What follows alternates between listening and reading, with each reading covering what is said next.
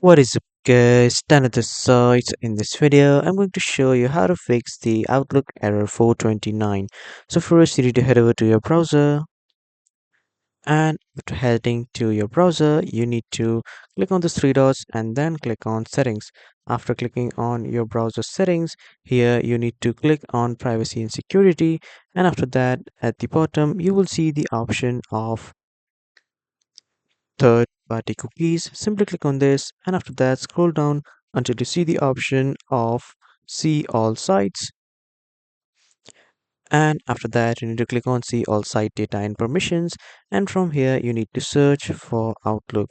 And after searching for Outlook, here you will see live.com. Simply click on this arrow and then you can just simply delete the OneDrive live.com or specifically outlook.live.com, or the most simplest way is to simply click on this trash icon directly and then delete all the Outlook data or all the Outlook cookies.